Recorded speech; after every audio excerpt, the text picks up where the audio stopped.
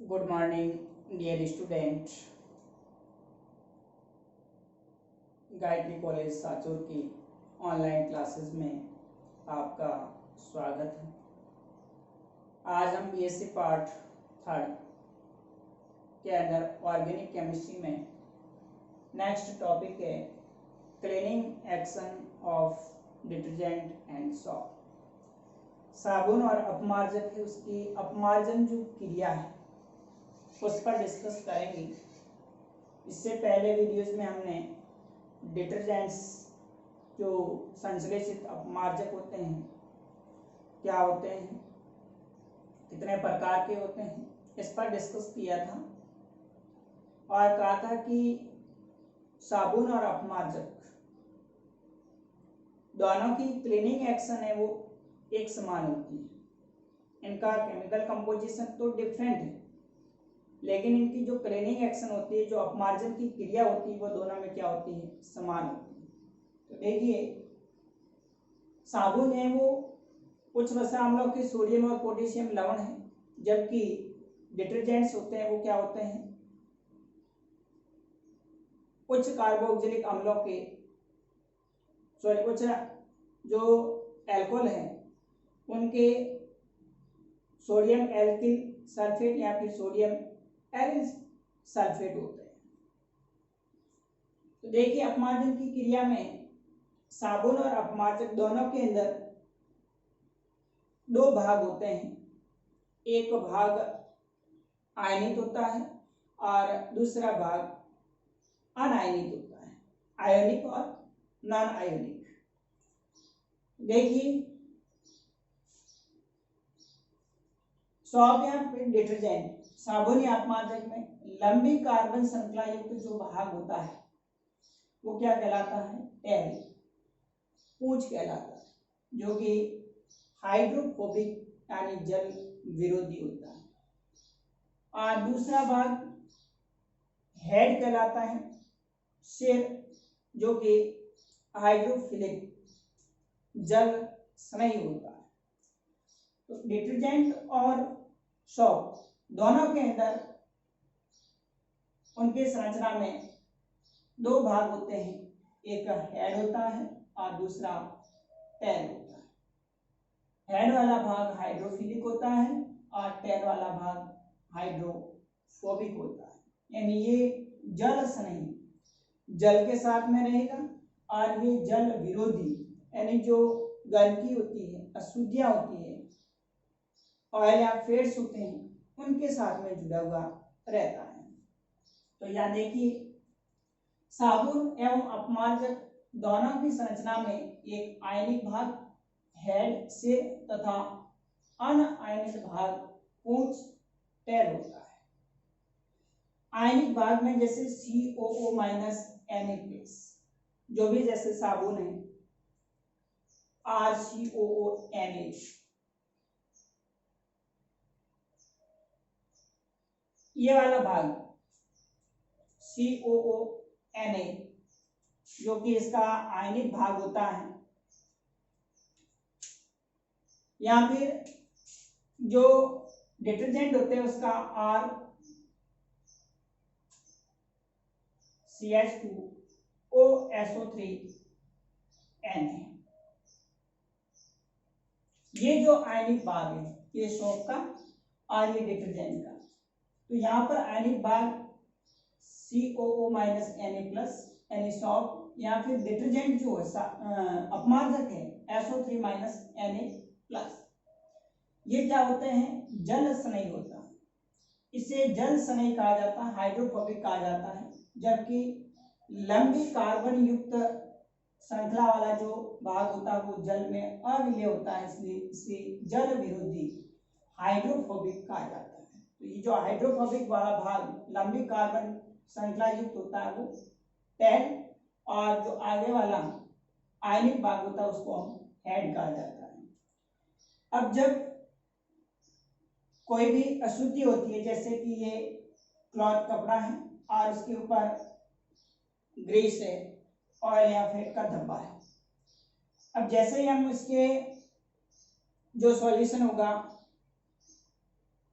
Oil या detergent का, उसके अंदर इसको डिजोल्व करेंगे तो ये जैसे सोप या डिटर्जेंट है, इसका लंबी कार्बन श्रृंखला युक्त जो अनायनिक भाग होता है, टैन होता है, वो इसके साथ में जुड़ जाता है, ये जल विरोधी भाग। और ये जो आयनिक भाग होता है वो किसके साथ में रहता है, जल के साथ। यहाँ आप देख रहे हैं इमल्सिफिकेशन जो पाइसिकन की क्रिया होती है, ये जो ऑयल या फैट उसके धब्बे के साथ में सॉप या डिटर्जेंट का जो टेल पार्ट होता है, लंबी कार्बन श्रृंखला युक्त जो हाइड्रोकार्बन भाग है, वो इसके साथ में बंध बना देगा, जुड़ जाएगा। और ये इसका जो आयनिक भाग होगा वो किसके साथ में रहेगा, वाटर के साथ में रहेगा, जल के साथ। फिर इस अशुद्धि को लेकर के ये क्या बनाते हैं, मिश्रण बनाते हैं, और मिश्रण के रूप में वो पानी के साथ में अशुद्धि है वो बाहर निकल जाती है और कपड़ा क्या हो जाता है, क्लीन हो जाता है, साफ हो जाता है।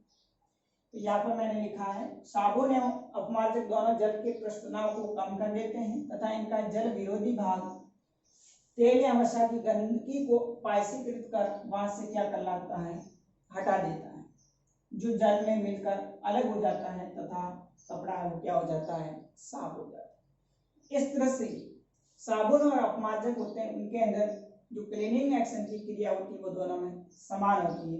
दोनों के अंदर इसका जो हाइड्रोफोबिक भाग होता है वो अशुद्धि के साथ में, और आयनिक जो भाग होता है वो जल के साथ में जुड़ा हुआ रहता है, और उस पायसीकृत के रूप में इमल्सन बनाते हैं, और वो इमल्सन मिश्रण के रूप में जो अशुद्धि है वो अलग हो जाती है और कपड़ा क्या हो जाता है, साफ हो जाता है।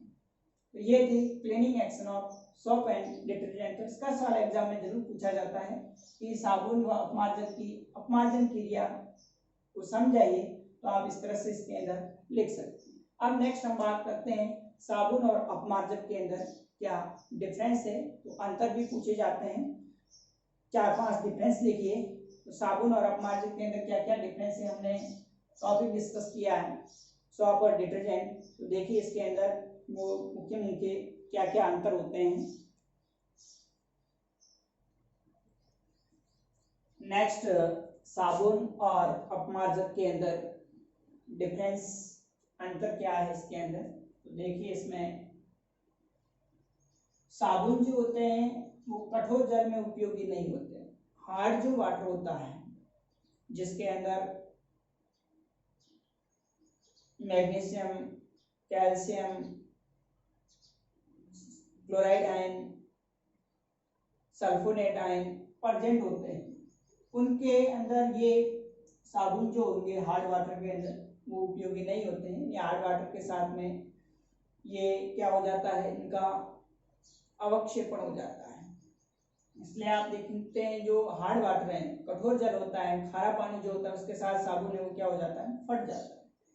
जबकि अपमार्जक जो होते हैं वो कठोर और सॉफ्ट दोनों के अंदर समान प्रकार से उपयोगी होते हैं, हार्ड वाटर के अंदर भी और सॉफ्ट वाटर के अंदर भी।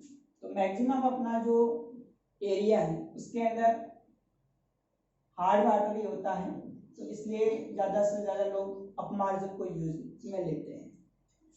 दूसरा जो साबुन होता है उसका जलीय विलयन क्षारीय होने के कारण कोमल, ऊनी और रेशमी कपड़ों के लिए उपयुक्त नहीं है, यानी अनुपयुक्त है।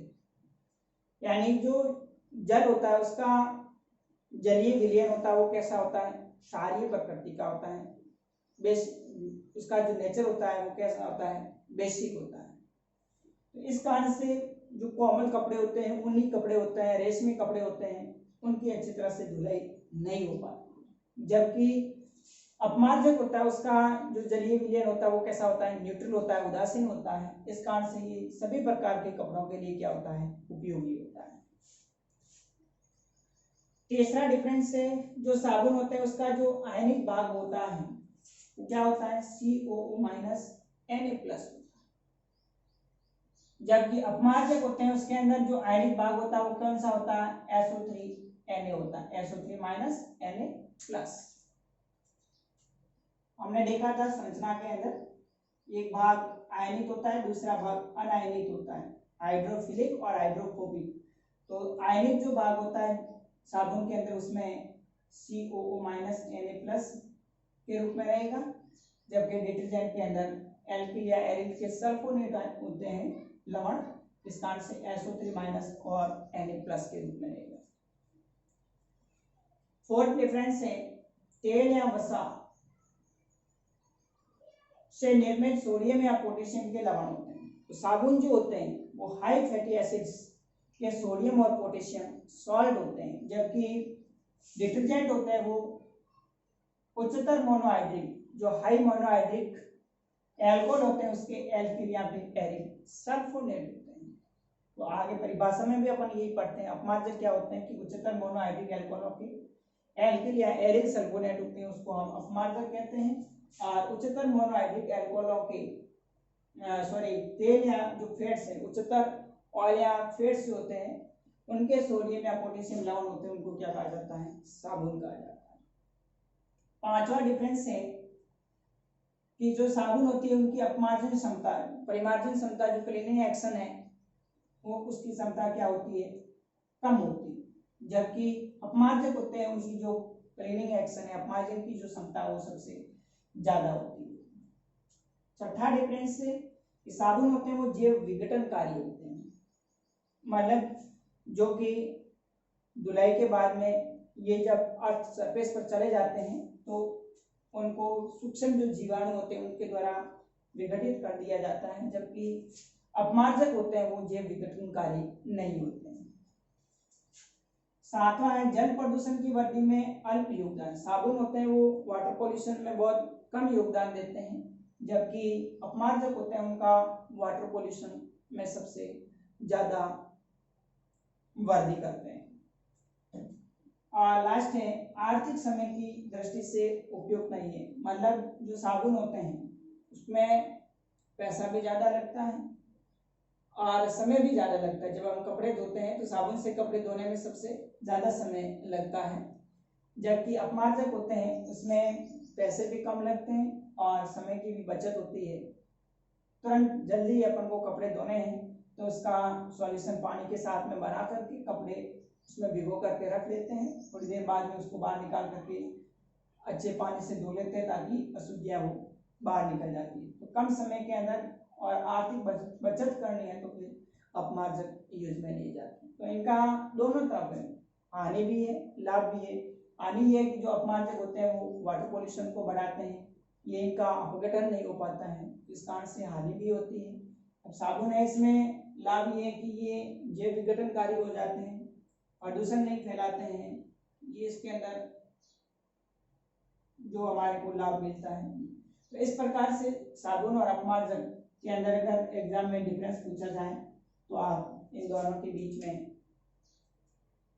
क्या डिफरेंस है वो आप लिख सकते हैं। तो बी पार्ट के अंदर सवाल पूछा जाता है क्लीनिंग एक्शन और साबुन अपमार्जन के अंदर डिफरेंस। अब हम आगे नेक्स्ट ऑयल डिटर्जेंट के बाद में सिंथेटिक जो पॉलीमर होते हैं, संश्लेषित जो बहुलक होते हैं, इस टॉपिक में से भी सवाल पूछे जाते हैं। बहुलक कैसे बनते हैं, कितने प्रकार के होते हैं, उसमें नायलॉन 66 है, विशेषकर जो जिगलर नाटा बहुलीकरण की क्रिया है वो पूछी जाती है। तो वो हम नेक्स्ट अगले वीडियोज में डिस्कस करेंगे। आज के लिए इतना ही। Okay, thank you.